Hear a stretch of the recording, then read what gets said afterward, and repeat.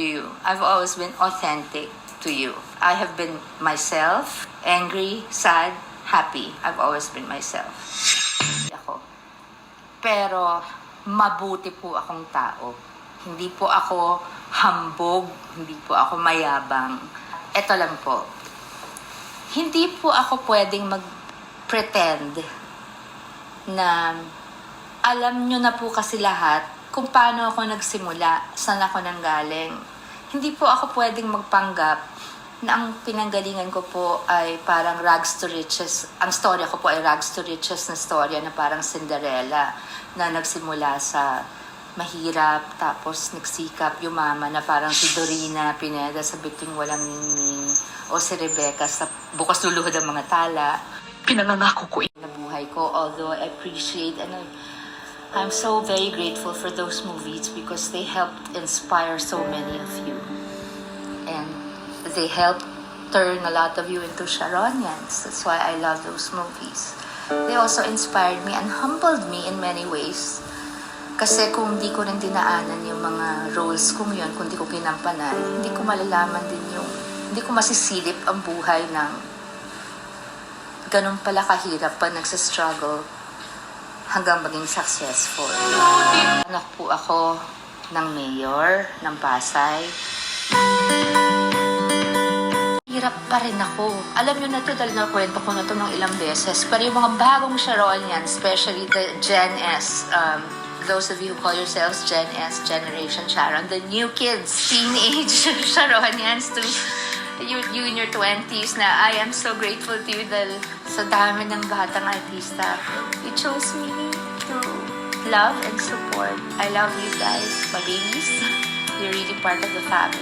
And those who grew up with me. Maraming tao, anak ni Mayor, lumaki sa village, malaking bahay,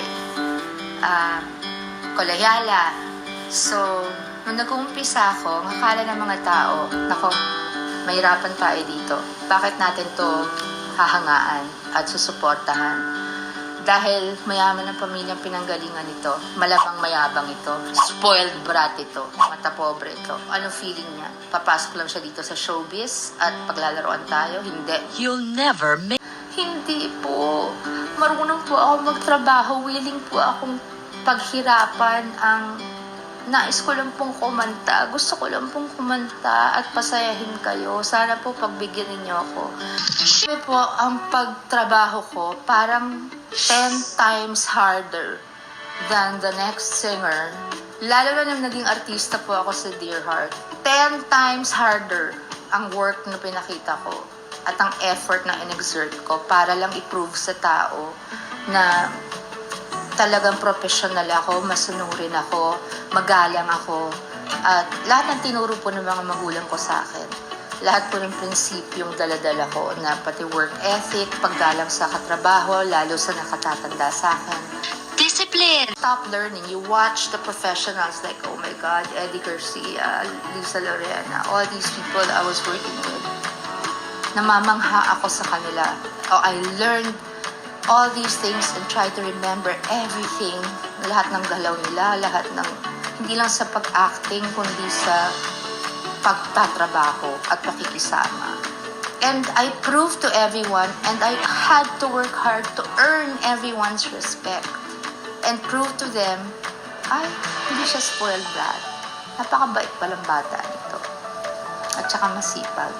Harder than I did because I was a singer and actress, a TV show host, a concert performer, a recording artist. Kulang na lang kumain ako ng apoy at tumulay sa alambre.